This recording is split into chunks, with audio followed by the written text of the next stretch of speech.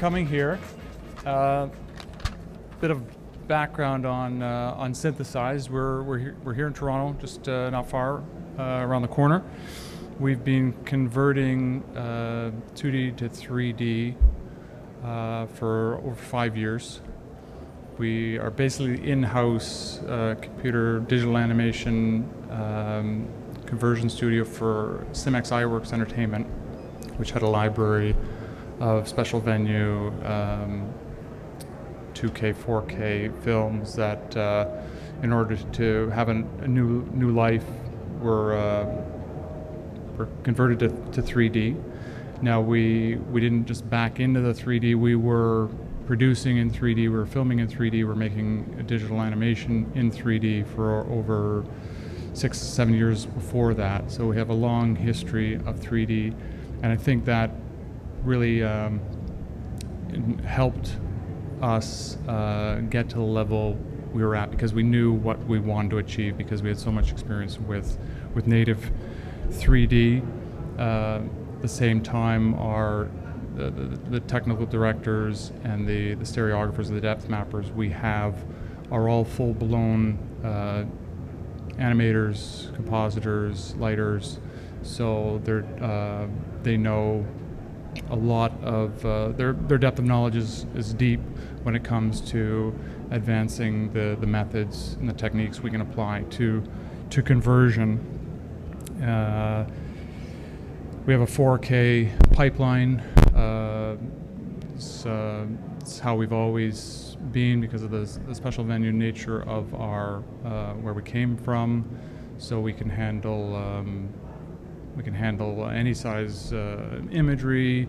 That's not we're not put off by 4K or a 2K or a high def. We haven't really done anything below high def.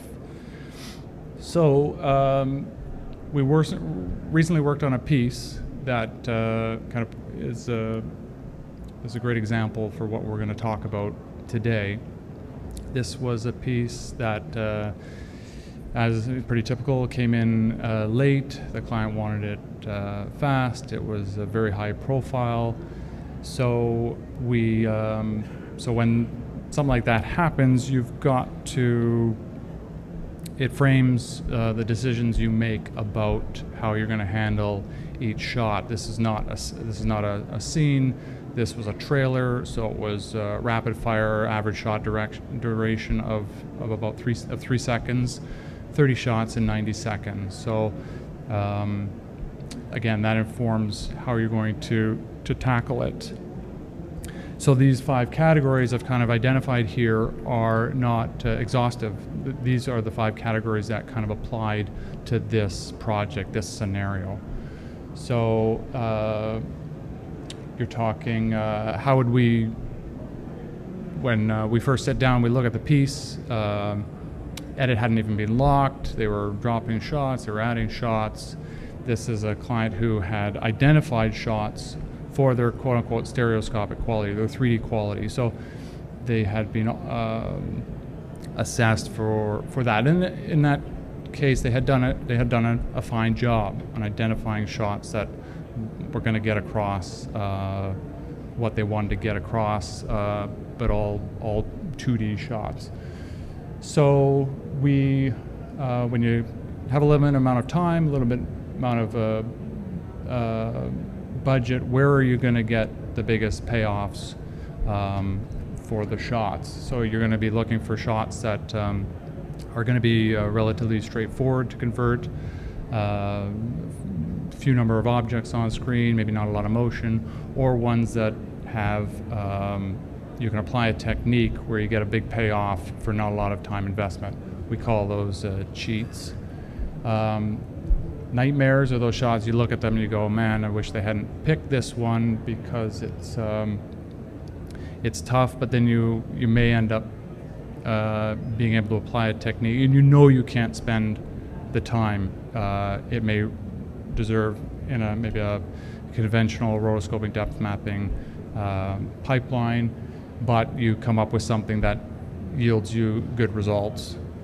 The forgiving ones are there can be a number of factors within the shot that allow you to get away with things.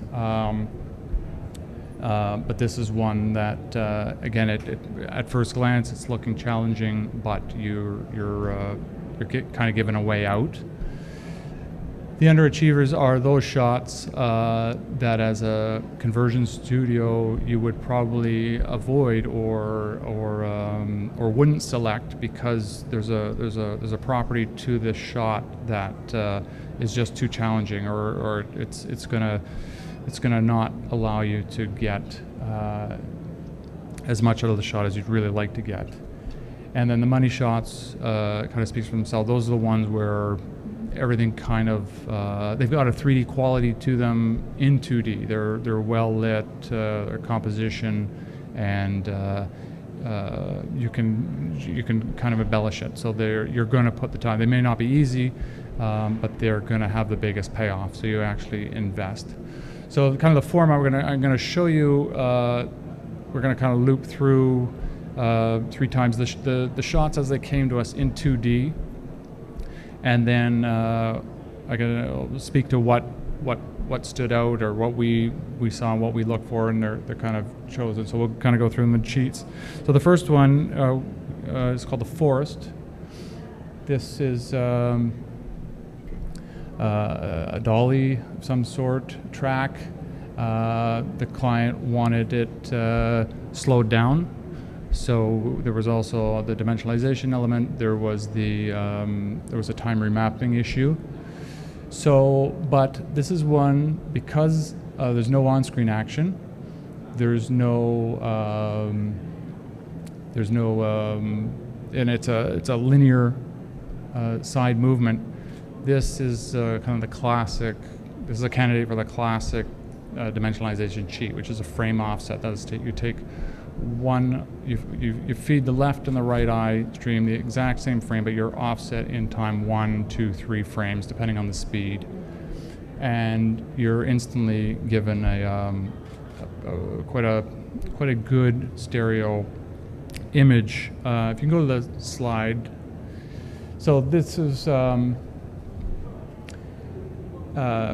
this shot just allowed us to do that.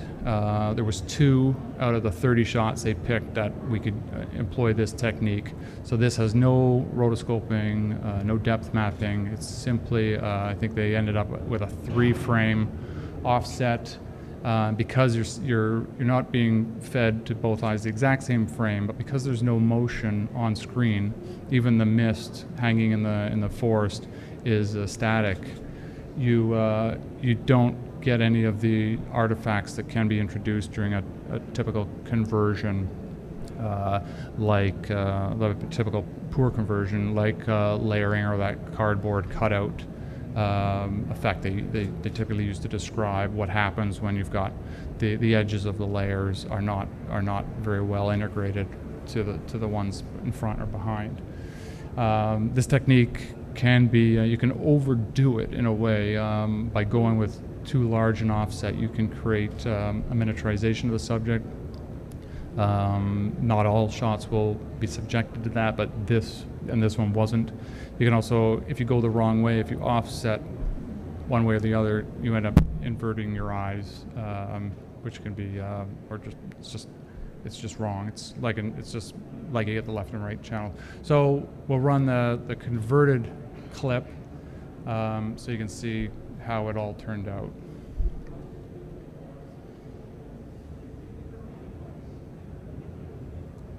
So this would have taken literally seconds to convert.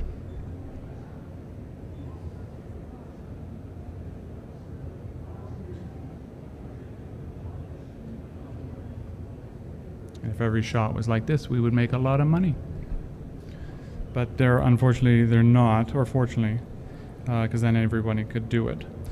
The next clip is fell into the category, certainly on first look, we classify this as a nightmare. You've got a clip shot that's got nice depth to it. It's very atmospheric. There's so you can bring up the slide now if you want. It's got depth, a lot of nice qualities to it, but you're only holding a shot for 3 seconds. Are you really going to cut out all those foreground or midground flamingos?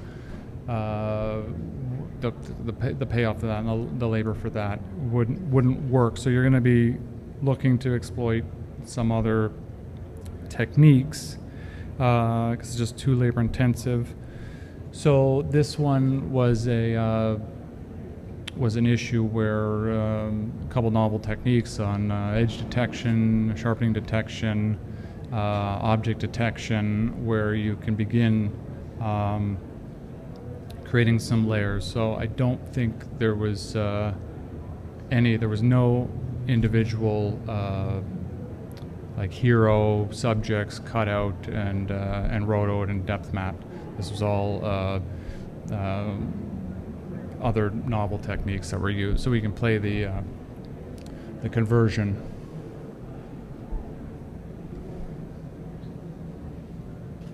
I don't know how they're looking here. I don't have glasses, but I trust they're okay.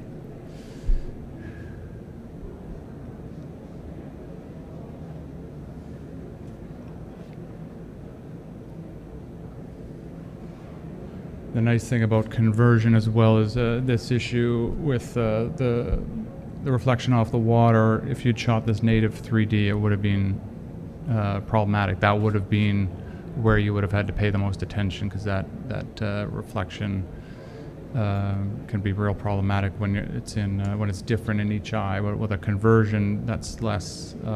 It's not an issue, or certainly less of an issue dealing with reflections off objects that are only in one eye or the other.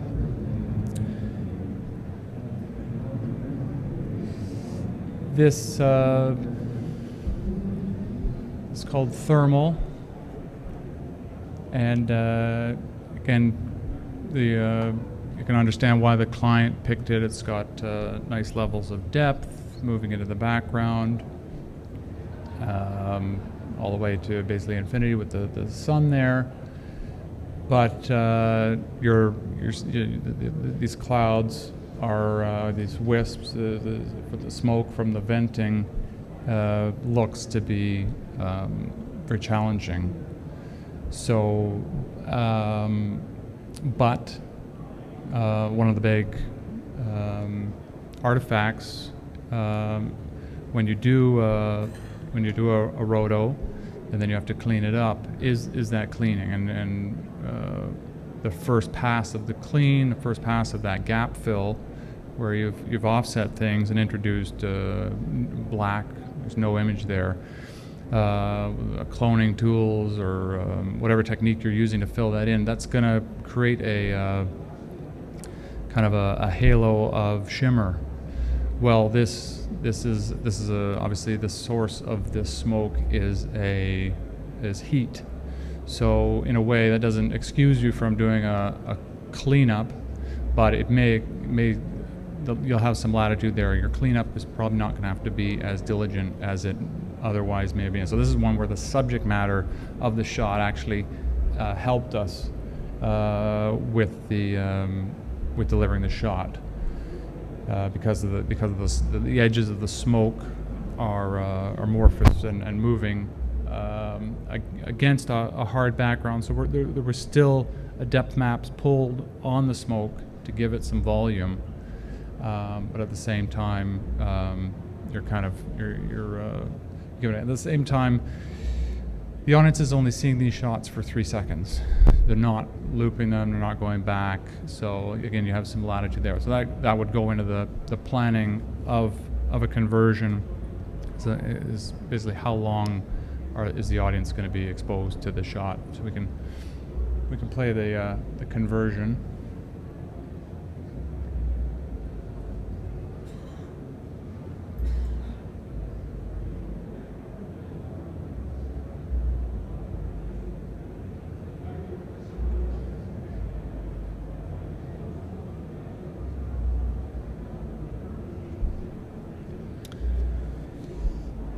The next shot, again, it's chosen by the client for it's obviously a very nice shot, interesting shot, time-lapse shot. They're going for the depth and the fall off into the canyon. However, and the rainbow is a nice accent, but it's that rainbow that will basically dictate the amount of 3D you're going to be able to get out of this scene. And that's because the rainbow is transparent. Anything transparent in a shot or sharing some foreground, midground space, if you attempt to cut that out and begin adding some depth to it, well, whatever you're seeing through it will also be shifted, and whatever you're seeing through it is obviously behind it or further back in space. So it doesn't. You're just going to be ending up introducing some real weirdness there. So the rainbow, while it looks great, it's going to be a defining layer which you can't really do much with. At the same time, so you're probably going to make a decision to push everything forward or back. But there's definitely going to be things that are locked together. Anything that rainbow intersects with is kind of locked with it. So we can play the conversion. It's not by any means bad. We felt pretty good about it, but at the end of the day, if they'd had this time lapse and gone, wow, wouldn't it have been nice to have had a rainbow, you would have been better off compositing that in CG. And it's one, if people are going out to shoot 2D with the forethought of going to 3D, transparencies or transparent objects or even out of focus elements in the foreground that you imagine will be a nice element, if they have transparency to them, it's kind of a no-no, or you won't get the amount of dimension that you would really hoped. The final two clips are the money shots. So even in these are money shot may have nothing to do with dynamic. Obviously, there's a locked off camera time lapse, but it has they just exhibit properties that are great. They're compositionally fantastic. Contrast is great. They have kind of quite obvious layers to them. We've got a background layer. We've got flowers sitting at slightly different spaces, where you're going to be able to get those planes that are basically at the heart of how people interpret the depth of the shot. With the Galatas, we have foreground grass. We have them. We have the edge of the cliff they're on, and then you have this much farther away soft focus landscape.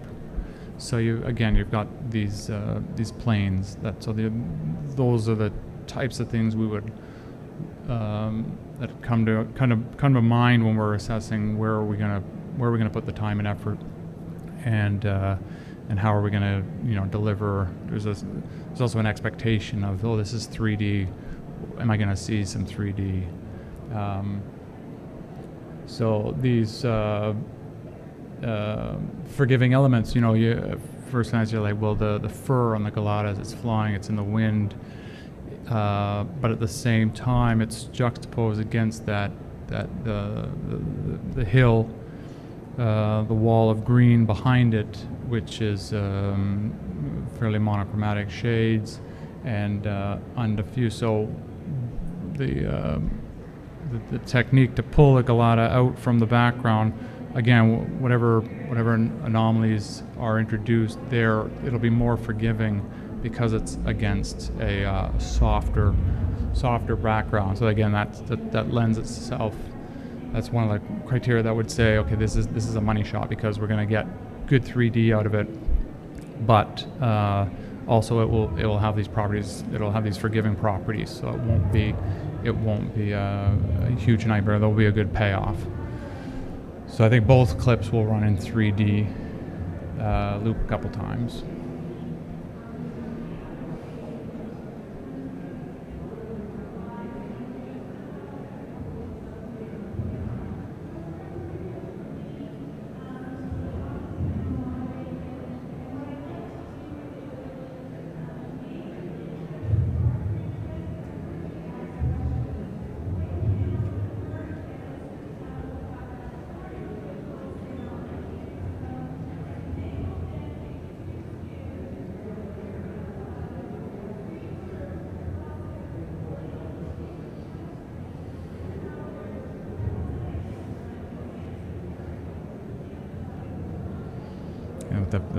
The pedals, the same kind of scenario as the Galatas. They're against very shallow focus on the time-lapse camera, so the whatever behind, deeper in the plane, the out of focus. So again, a nice forgiving background, and the pedals have relatively sharp edges to them. So again, that's going to give you a nice clean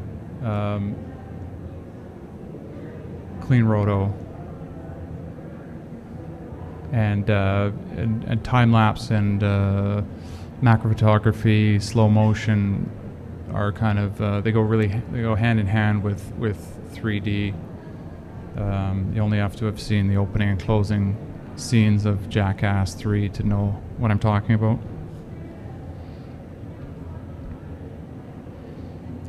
And a few little grass that fly up at the end of this shot. Those would have probably been those were rotoed, so those are their own element again, but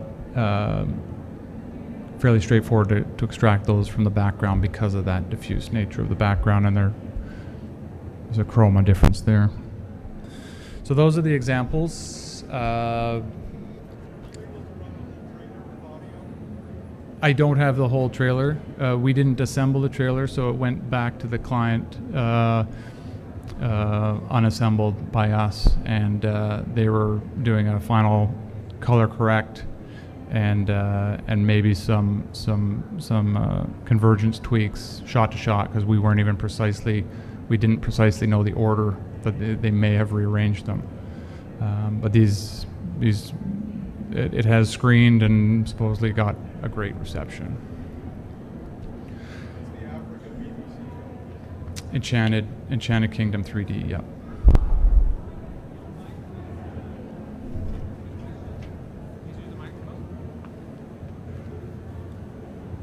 Hi, how do you decide on the magnitude of the disparities? Do you take that decision, or the customer tells you, I want this specific strength or gain of the 3D effect? And that's sorry.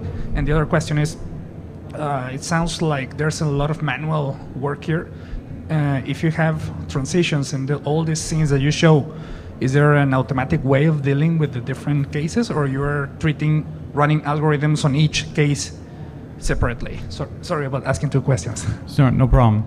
So it'll project for project. So if the client may make those kinds of requests. We want this big. We want this mild. On this one, they didn't have a kind of a stereo point person. We had worked with them before doing some of their other properties, so they basically trusted our judgment. We knew it was going to go to a cinema size screen, so that's ultimately the criteria we use for our comfort zone, the threshold for ghosting, the amount of 3D. So these may not play as successfully on a smaller screen as they would on a larger screen. And then so it's just from experience where we're playing the shots. We were at a little disadvantage because we didn't know how they were going to precisely which shot was going to follow another.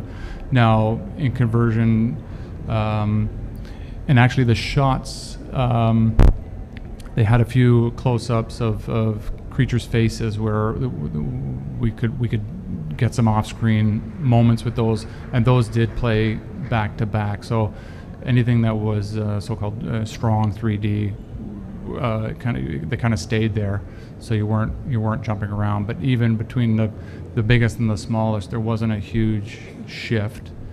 Our pipeline, there's no, we have quasi-proprietary techniques, but we don't exploit any algorithms or automation. If you're going to do a large quantity of screen time in a short amount of time, undoubtedly you're going to have to exploit some sort of automation. And certainly the first stage of any conversion process, the object identification and the lifting those out from their backgrounds, the so-called rotoscoping, that there's strong possibilities for very good automation there. Thank you very much.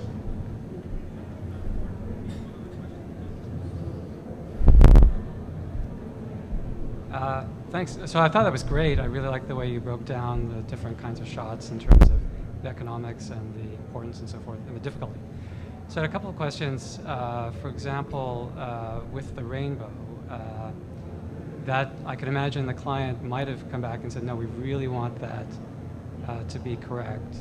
And I didn't totally understand. Yeah, I think it's technically, in theory, possible to assign the correct depth to the transparent layer of the rainbow, but I can imagine it's very difficult. It seems to me what you have to do is just shift the color modulation appropriately. So you have to uncolor parts of the cliff, for example, or the rock, and color parts next to it, or shift from blue to green or something like that. Mm-hmm. I mean, do you have a comment on that? Do you think it's... Yeah, it's for this one, so you definitely weigh it against how much time we had. There was another scene I didn't use, but it could have basically the same example. They had chosen a shot of a monkey in a tree, kind of mid-background, with focused on the monkey and swarming flies. So some of which were very close to the camera. So they were literally just round transparencies. But they were so diffuse, they weren't there wasn't a lot of detail behind them. So we were able to identify the hero 20 of those and track them. Again, we're only talking 72 frames for 3 seconds, so it wasn't too bad.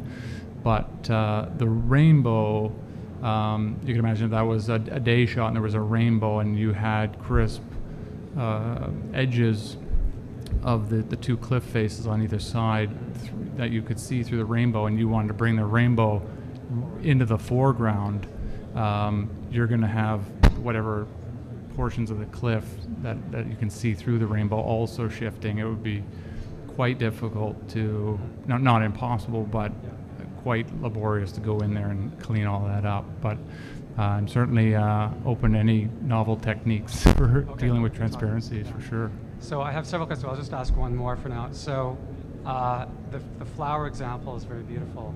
I think I did notice, though, that you get a slight flattening effect in the background, which is defocused. And I wondered if you thought you might get an even better result by using either focal blur or actually shading to give you some depth modulation or more depth modulation in the background. Mm-hmm. I don't know if you want to play that again, or do you have a comment on?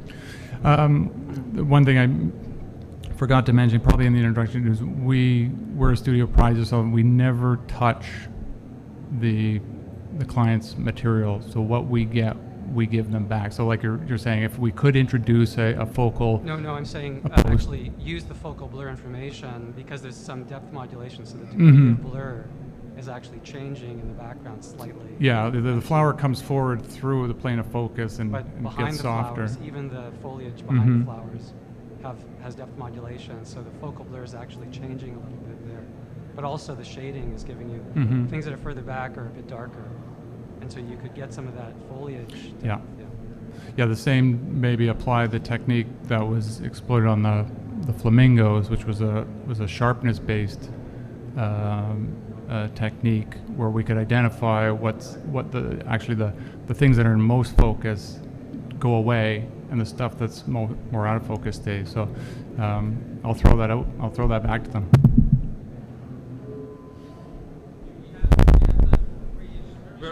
So very quickly, it's actually, I almost had the same question. For me, the flower scene, the fact that you have this depth of field effect almost killed the 3D effect totally, because for user, my understanding will be I want to choose what's focus and my intention in the scene. And if I have one flower that's really sharp, other ones are blurry because they're a little bit further away, that kind of goes against the whole 3D thing. So now I just hear you answering, you didn't want to change the client's material. Kind of, yeah, that was their artistic decision to go there, and we, that's kind of one of the things we're very upfront about, is we won't, unless they ask, of course, or if they want to add something on top of the scene, which we've done before. But usually, if a natural history thing like this, it's kind of what we get, we give them back, except as we haven't adjusted colors or levels or anything like that. We just dealt with the 3D, and what we get, we give them back. I think the shot, there's subtle differences in layers, because the flowers are really just in front of one another, and again, we sit there and watch it a couple times. We can find all of them can be improved, but again, judge that with the total time that an audience will see them, and you kind of just have to make those calls. Thank you. No, you're welcome. Thank you.